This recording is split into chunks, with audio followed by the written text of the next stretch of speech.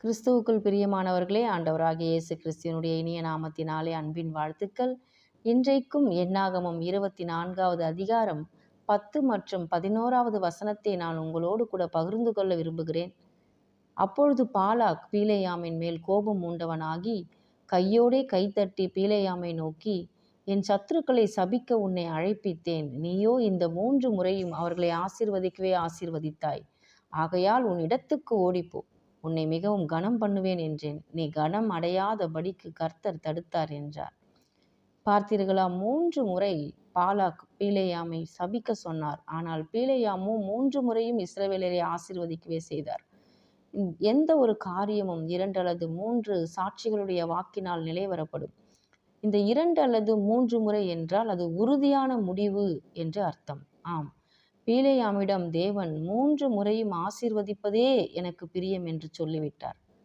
அவர் வார்த்தையிலிருந்து மனம் மாறவில்லை. ஆனால் பாலாக்கை பாருங்கள், பீலேயாமிடம் கொடுத்த வாக்கிலிருந்து மனம் மாறுகிறான். உன்னிடத்திற்கு ஓடிப்போ, உன்னை கனம் பண்ணுவேன் என்றேன். நீ கனம் அடையாதபடிக்கு கர்த்தர் தடுத்தார் என்றான். நான் உன்னை கனம் பண்ணுவேன் என்றேன். ஆனால் இப்பொழுது நான் உனக்கு தருவேன் என்று வாக்கு பண்ணின செல்வங்களையும் ஆஸ்திகளையும் இனி தருவதில்லை, நீ ஓடிப்போ என்றான். இதுதான் மனிதன். மனம் மாறிவிட்டான். பார்த்தீர்களா? தருவேன் என்றவர் தருவதில்லை, ஓடிப்போ என்று விரட்டிவிட்டான். இதைதான் தேவன் சொல்லுகிறார். மனம் மாற நான் ஒரு மனுபுத்திரனும் அல்ல. நான் சொல்லியும் செய்யாதிருப்பேனோ, நான் வசனித்தும் நிறைவேற்றாதிருப்பேனோ என்றார். அன்புக்குரியவர்களே, மனிதர்கள் வாக்கு பண்ணி மனம் மாறி இருக்கலாம். அல்லது அவர்கள் உண்மையில் நாம் பாத்திரராய் இராதபடி இருந்ததால் கூட அவர்கள் மாறி இருக்கலாம். எப்படியோ மனிதன் மாறுவான்.